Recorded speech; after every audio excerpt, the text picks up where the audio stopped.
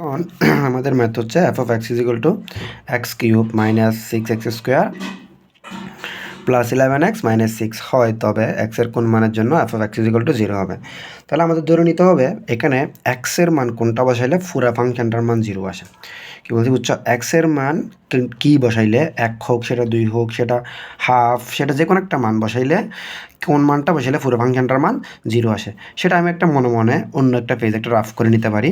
চাইলে মনে করো এই যে আমি F of X is equal two যে মানটা ছিল সেখানে এটা কি ছিল, x cube six X square, x cube six X square plus 11x minus six, এটা এই মানটা ছিল। এখন এখানে যদি আমি মনে মনে ওয়ান বসাই, দেখো কি হয়, one cube six into one square 11 into one six, one cube মানে ওয়ান, ওয়ান স্কোয়ার মানে ওয়ান, ওয়ান আর ছয় আর একে গুণ করলে হয় ছয়, 11 এক 11 মাইনাস সিক্স, তাহলে ওয়ান আর প্লাস 11 হয় প্লাস 12, মাইনাস সিক্স আর মাইনাস সিক্স হয় মাইনাস 12, কাটা গেলে হয় জিরো। অর্থাৎ এক্সের মান প্লাস ওয়ান বসাইলে পুরো ফাংশনটার মান জিরো আসে। যদি প্লাস ওয়ান বসাইলে জিরো হয় তাহলে আমার এখানে একটা উৎপাদক হবে হচ্ছে এক্স মাইনাস ওয়ান। যদি মাইনাস ওয়ান বসাইলে জিরো আসতো তাহলে উৎপাদক হইতো এক্স প্লাস ওয়ান। যদি টু বসাইলে জিরো আসতো তাহলে এক্স মাইনাস টু উৎপাদক হইতো। আর যদি মাইনাস টু বসাইলে জিরো আসতো তাহলে এক্স প্লাস টু একটা উৎপাদক হইতো। অর্থাৎ উল্টা, প্লাস বসাইলে মাইনাস উৎপাদক হবে, মাইনাস বসাইলে প্লাস উৎপাদক হবে। এই এক্সটা কোথেকে আসছে, এই এক্স হচ্ছে এই এক্সটা, ঠিক আছে? তাহলে এখন আমার যেহেতু প্লাস ওয়ান বসাইলে জিরো আসছে সেহেতু আমার এক্স প্লাস ওয়ান একটা উৎপাদক মিলাইতে হবে। তাহলে আমি ধরবো হচ্ছে কোন মানের জন্য F of X is equal to zero হবে। তাহলে যেহেতু F of X is equal to zero, সুতরাং X cube six X square plus 11x minus six is equal to কত, জিরো। এখন ওই যে আমার হিসাব করতে হবে X minus one is equal to, এই যে এক্স মাইনাস ওয়ান ওয়ান প্রত্যেক ক্ষেত্রে আমার আনতে হবে। এই ক্ষেত্রে আমি এই অঙ্কে তৃতীয় লাইন থেকে দ্বিতীয় লাইন করব।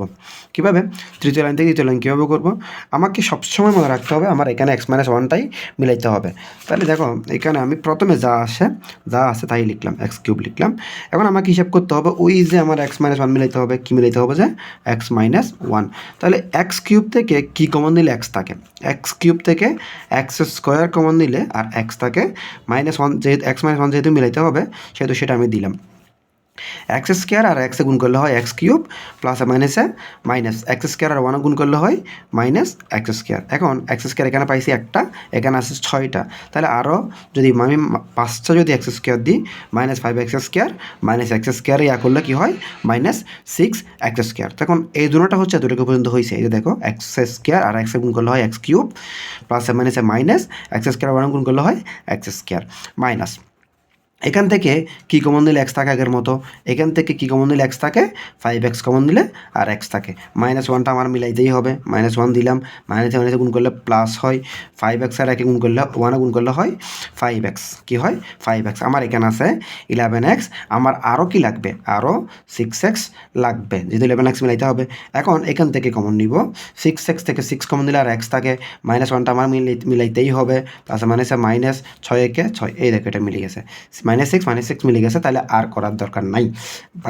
Plus plus zero is equal to zero. তাহলে এখন x minus one x minus one x minus one, তিনটে এক্স মাইনাস ওয়ান থেকে একটা এক্স মাইনাস ওয়ান দিলাম, এখানে আছে এক্স স্কোয়ার, এখানে আছে মাইনাস ফাইভ এক্স, এখানে আছে এই যে প্লাস সিক্স জিরো। এবার আমার দেখা যাচ্ছে এই জিনিসটাকে আবার উৎপাদকে বিশ্লেষণ করা যাবে। এইগুলো হচ্ছে উৎপাদকে বিশ্লেষণ যতক্ষণ করা যায় ততক্ষণ করতে হবে। তাহলে এটাকে হচ্ছে মিডল টার্ম ফ্যাক্টর করা যায়। কি করা যায়, মিডল টার্ম ফ্যাক্টর। তাহলে কেমনে মিডল টার্ম ফ্যাক্টর, সিক্সকে এমনভাবে ভাঙাইতে হবে যেন সেগুলোর উৎপাদককে যোগ বিয়োগ করলে সিক্স হয়, আর তোমার গুণ করলে সিক্সটা আসে। তাহলে দেখো ছয়কে আমরা কি জানি, তিন দুগুণ ছয়, তিন আর দুই যোগ করলে হয় পাঁচ, আর তিন আর দুই গুণ করলে হয় কত, ছয়। তাহলে x square minus two x minus three x plus six equal to zero, plus six equal to zero.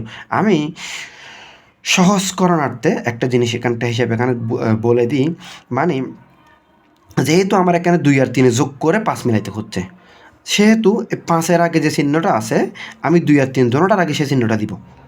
কি বলছি, যেহেতু আমার যোগ করে 5 মিলাইতে হচ্ছে, সেহেতু 5-এর আগে যে চিহ্নটা আছে আমি 2 আর 3 তিনোটার আগে দোনোটার আগে কি দিব, সেই চিহ্নটা দিব।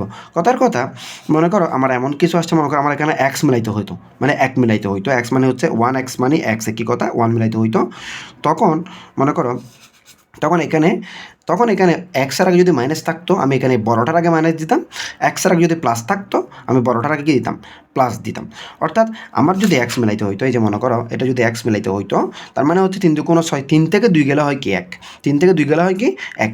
তাহলে সেই ক্ষেত্রে আমার যদি এখানে মাইনাস থাকতো, তাহলে আমি বড়টার আগে 3 যেহেতু বড়, 2 থেকে বড়, বড়টার আগে মাইনাস দিতাম।